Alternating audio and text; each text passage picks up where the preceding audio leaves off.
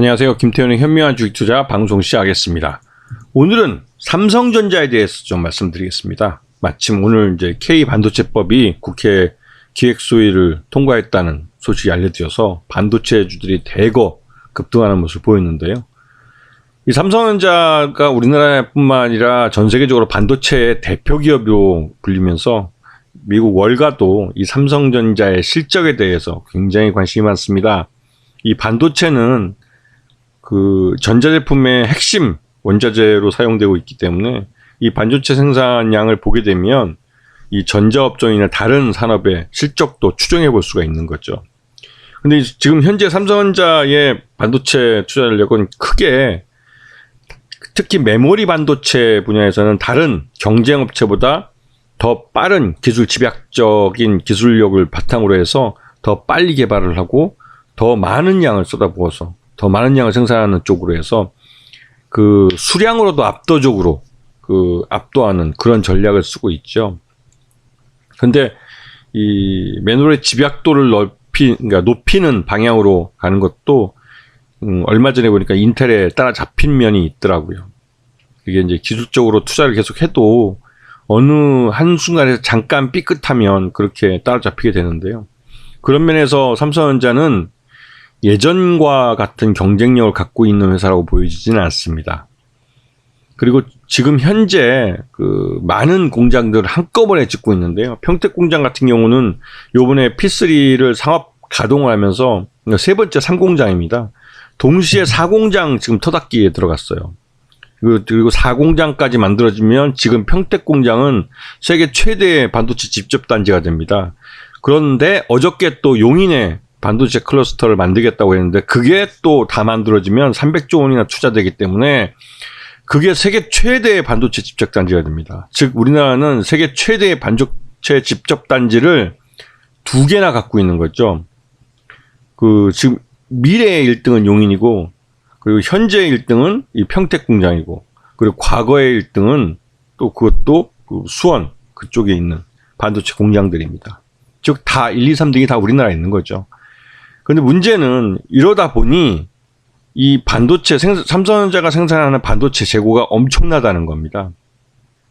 말 그대로 1년 내내 삼성전자 공장이 가동하지 않고 문을 닫아도 전 세계에 그 삼성전자 반도체의 공급이 전혀 문제가 없이 될 수 있다는 그 정도로 삼성전자 재고가 엄청 쌓여 있어요. 여기다가 이제 파운드리 쪽에서 타도 TSMC 대만 업체죠. 실질적으로 세계 반도체 1위 업체이기도 한데 비공식적으로 그 TSMC를 따라잡겠다고 시장 점유율을 뺏겠다고 지금 파운드리 시스템 반도체에다가 삼성전자가 엄청난 자금을 쏟아붓고 있습니다. 2030년까지 171조 원을 투자해서 이 파운드리 시스템 반도체 분야에서 삼성전자의 시장 점유율을 늘리겠다고 24%까지 늘리겠다고 하는 건데요. 이제 연평균 성장률은 24%고 지금 그 TSMC가 대부분 과점을 갖고 있는 그 시장을 상당 부분을 이제 삼성전자가 시장 점유율 이제 뭐 따라잡겠다고 하는 거죠.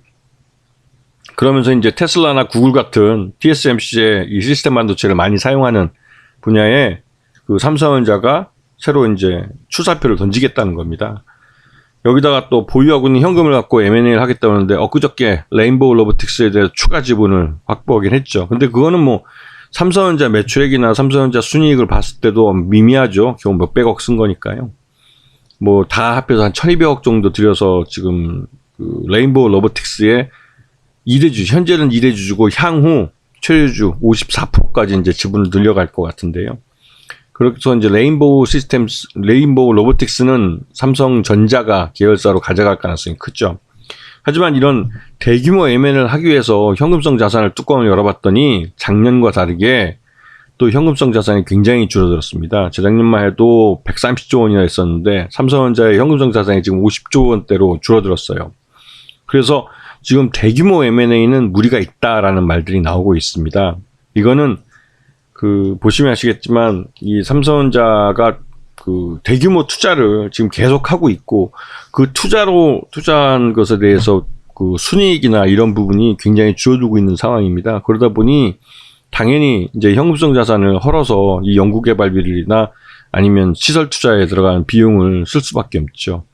근데 마침 뭐 K-칩스법이라고 해가지고 이 반도체 투자에 대한 그 세액 공제가 좀 늘어났죠. 늘어나서 이 부분에서 좀 수혜를 볼 것 같긴 합니다. 그래도 그게 이제 실적 자체가 워낙 이제 둔화될 가능성이 있기 때문에 그런 부분에서는 뭐 여전히 삼성전자가 어두운 부분이 있죠. 여기다가 이제 향후 5년 동안 투자하는 거 보면 막대합니다. 진짜로. 여기다가 이제 계열사인 삼성 바이오록스도 대규모 투자를 해서 공장을 또 짓는다고 그러죠. 요즘 뭐 이재용 회장님이 막 그 뭐 짓는 거, 이렇게 공장 짓고 뭐 투자하고 하는 걸 굉장히 즐기시는 것 같아요. 투자하는 데마다 가서 그 투자를 하시겠다고 하니 뭐 도대체 삼성이 얼마나 투자하는지, 좀 돈이 어디서 나는지 이게 계속, 물론 많이 쌓아놓고 있습니다. 그러다 보니 삼성전자는 그 이런 과도한 투자를 감당하기 위해서 보유하고 있는 현금을 많이 헐어 썼기 때문에 계열사인 100% 자회사인 삼성 디스플레이로부터 20조 원을 차입을 해서 그 20조 원을 그 투자 재원으로 또 활용하려고 하는 것 같습니다. 아직까지 뭐 삼성전자는 여차하면 뭐 회사채를 발행하면 되기 때문에 아직까지는 자금 문제에서는 뭐 큰 어려움은 없어요. 문제는 이 실적이죠. 어저께 이제 그 용인시에 또 남사업인가요? 여기에다가 대규모 클러스터를 짓겠다고. 이거 돈이 꽤 들어가는 겁니다. 총 투자 규모는 앞으로 이제 2050년까지인가요? 2042년까지 하여튼 300조 원을 투자한다고 했으니까 어마어마하게 투자하는 거죠. 예. 근데 문제는 삼성전자의 분기별 실적을 보시면 실적 외형뿐만 아니라 수익도 급격하게 줄어드는 걸 볼 수 있어요. 이게 그 삼성전자의 주 고객사인 중국이나 미국이나 또 유럽이 그 인플레이션 때문에 경기 침체에 빠져들고 있다라는 사실은 알지만, 그럼에도 불구하고 지금 삼성전자의 영업이익이 줄어든 걸 보시면 10조 원대 넘는 영업이익에서 갑자기 4조 원대로 푹 줄었습니다. 지난 4분기 때. 그리고 자칫하다가는 올해 1분기에 적자로 도달 가능성도 있다는 말이 나올 정도예요. 그리고 그 1월 달에 그 품목별 우리나라 수출을 보게 되면 이 반도체 수출 증가율이 그 44.5% 반토막 나버렸습니다. 이거는 그 굉장히 큰 타격을 보여주는 장면인데요. 전반적으로 이제 중국 쪽 시장에 대한 반도체 수출이 줄어들고 있어서 나타난 현상이기도 하고, 중국도 지금 난감할 겁니다. 우리가 이제 반도체를 주지 않으면 중국도 공장을 돌리지 못하는데, 나름대로 이제 중국 반도체 굴기 해가지고 중국의 반도체 업체들이 삼성전자가 그러니까 생산하던 그 반도체를 넘겨받아서 좀 생산하려고 하는 것 같아요. 근데 그렇게 이런 식으로 계속 가면 중국의 반도체 시장을 우리는 잃게 될 가능성이 크죠.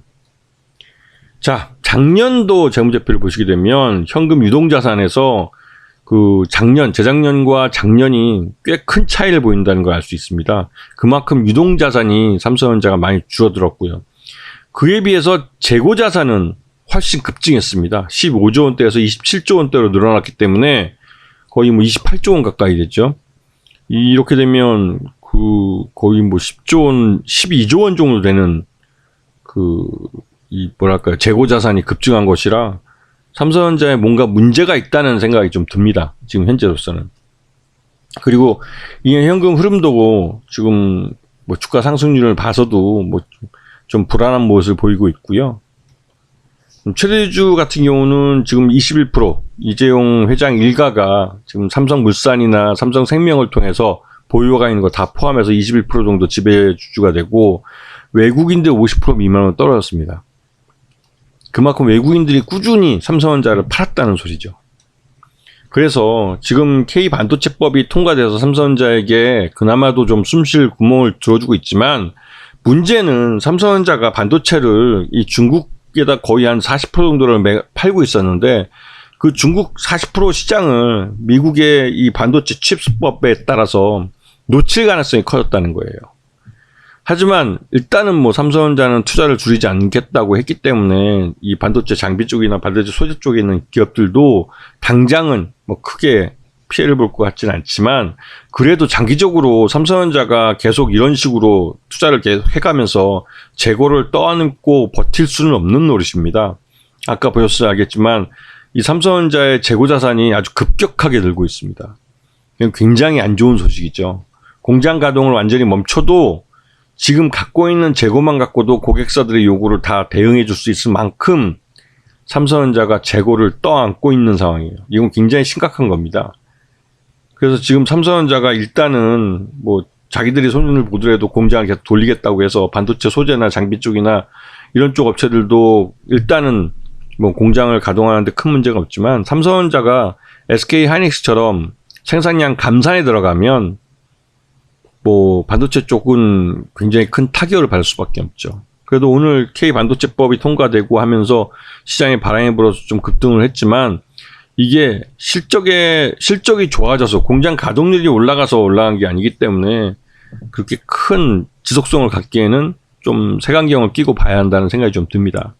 그래서 삼성전자도 그렇고 SK 하이닉스도 오늘 뭐 SK 하이닉스도 굉장히 오르긴 했지만 낙폭 과대에 따른 반짝 반등일 수도 있어서 주의할 필요가 있고요. 네. 지금은 반도체 자체가 실적이 안 좋기 때문에 그 실적을 반영하는 주가 흐름이 나타나면 지금보다 더 떨어질 가능성이 큽니다. 그렇기 때문에 지금은 반도체보다는 이런 대형주, SK 하이닉스나 삼성전자 같은 대형주보다는 중소형주 쪽에서 어떤 기회를 찾는 게 수익률 관리 면에서 훨씬 더 유리할 수 있다는 생각이 듭니다. 자, 오늘 방송 여기서 마치겠습니다. 감사합니다.